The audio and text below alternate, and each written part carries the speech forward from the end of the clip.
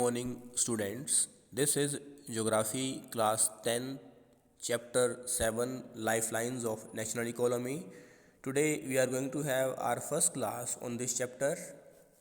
जैसा कि आपने पिछले चैप्टर में समझा कि जो एग्रीकल्चर है वो हमारी इकोनॉमी की बैकबोन है और जो इंडस्ट्री है और एग्रीकल्चर दोनों साथ साथ ग्रो करते हैं, क्योंकि बहुत सारे उद्योगों को जो कच्चा माल है एग्रीकल्चर से मिलता है। दूसरा, जो Tata iron and steel company है, लोहा इस्पात उद्योग है, वो आधुनिक उद्योगों की बैकबोन है, क्योंकि ऐसा कोई उद्योग नहीं जिसमें मशीनों का प्रयोग न होता हो, विशेषकर आधुनिक उद्योग। अगर हम आगे बढ़ें तो पाएंगे कि जो यातायात और संचार के साधन हैं उन्हें हमारी राष्ट्रीय अर्थव्यवस्था, नेशनल इकोनॉमी की जीवन रेखाएं कहा जाता है। क्या किसी देश की अर्थव्यवस्था उसकी जीवन रेखाओं के बगैर पूरी विकसित हो सकती है? नहीं हो सकती। हम हमारे आसपास बहुत सारी गतिविधियां करते हैं। हम स्कूल जाते हैं, हम अस्पताल जाते हैं, हम बैंक जाते हैं, हम बाज़ार जाते हैं, वस्तुएं खरीदते हैं, बेचते हैं। हम घंटों हमारे सगे संबंधियों से फ़ोन पर बातें करते हैं, एक दूसरे का हाल चाल पता करते हैं। ये सब कैसे होता है? जो उद्योग है, जहाँ कच्चा माल चाहिए वो कैसे पहुँचेगा? सप्लाई लोकेल से डिमांड लोकेल तक कच्चा माल कैसे पहुँचेगा? फिर जो उद्योग है वहाँ वस्तु तैयार हो जाती है, वो वस्तु बाज़ार तक कैसे पहुँचेगी? ये इन सब सवालों के जवाब यातायात और संचार के साधन हमें आसानी से उपलब्ध कराते हैं। जो मीन्स ऑफ ट्रांसपोर्टेशन कम्युनिकेशन है वो न केवल हमारे देश की राष्ट्रीय अर्थव्यवस्था की जीवन रेखाएं हैं, बल्कि उसे गति भी प्रदान करती हैं।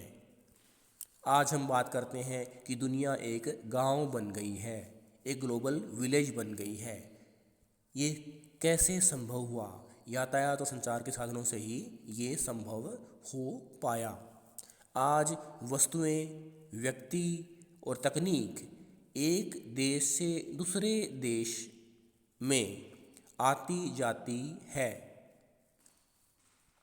We use different materials and services in our daily life.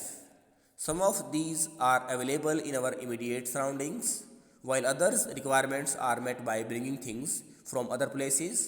Goods and services do not move from supply locale to demand locale on their own.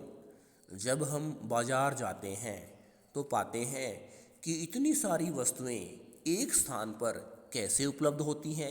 आज तो मॉल का ज़माना है। एक छत के नीचे आपको दवाइयाँ, किताबें, कपड़े, जूते, बर्तन मिल जाते हैं। वो संभव कैसे हो पाता है?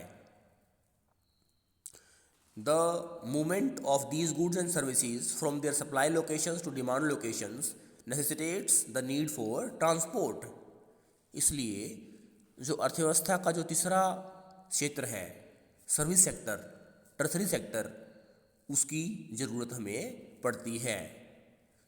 ये वो गतिविधियां हैं जो न तो एग्रीकल्चर में आती हैं न इंडस्ट्री में आती हैं, लेकिन दोनों क्षेत्रों की सहायता करती हैं, दोनों क्षेत्रों के विकास को पूरा करती हैं। Some people are engaged in facilitating these movements. These are known to be traders who make the products came to the consumers by transportation. अब इन वस्तुओं का निर्माण व्यापारी करते हैं और इनका उपभोग कंज्यूमर करते हैं, आप और हम करते हैं, और आप और हम तक ये वस्तुएं यातायात के तीव्र साधनों के माध्यम से पहुंच पाती हैं। Thus, the pace of development of a country depends upon the production of goods and services as well as their movement over space. Therefore, efficient means of transport are prerequisites for fast development.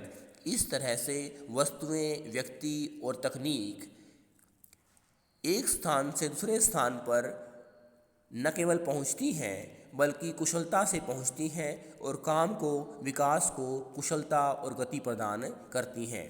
Movement of these goods and services can be over 3 important domains of our earth: land, water and air. हमारी जो पृथ्वी है उसको 4 परिमंडल में बांटा गया है: hydrosphere, lithosphere, atmosphere और बायोस्फीयर। अब जो यातायात के साधन हैं, जो संचार के साधन हैं, वो लिथोस्फीयर, हाइड्रोस्फीयर और एटमॉस्फेयर यानी लैंड, वाटर और एयर के थ्रू हम तक या हमें एक दूसरे से जोड़ते हैं, कनेक्ट करते हैं। Based on these, transport can also be classified into water, land and air transport.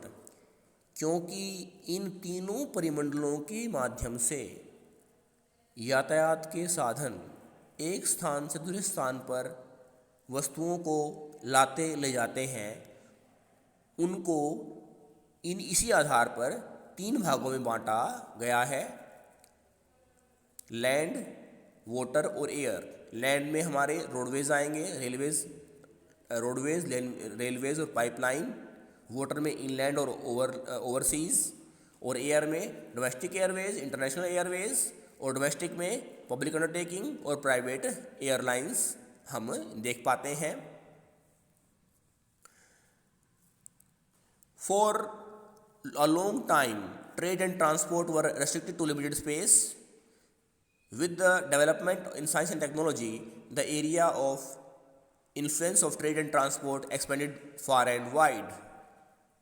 एक समय था जब लोग पैदल या बैलगाड़ी से यात्राएं करते थे। आज लोग विज्ञान और तकनीक के विकास के परिणाम स्वरूप उपलब्ध तीव्रगामी यातायात के साधनों से एक स्थान से दूसरे स्थान पर शिक्षा, रोजगार और बेहतर अवसरों की तलाश में यात्राएं करते हैं।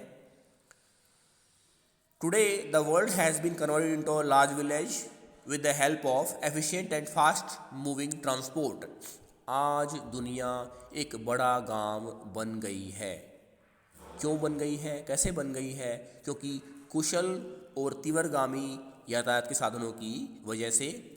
Transport has been able to achieve this with the help of equally developed communication system. Therefore, transport and communication and trade are complementary to each other. लेकिन क्या यातायात के साधन ही अपने आप में परिपूर्ण हैं विकास को गति प्रदान करने के लिए? जिस तरह से देश की अर्थव्यवस्था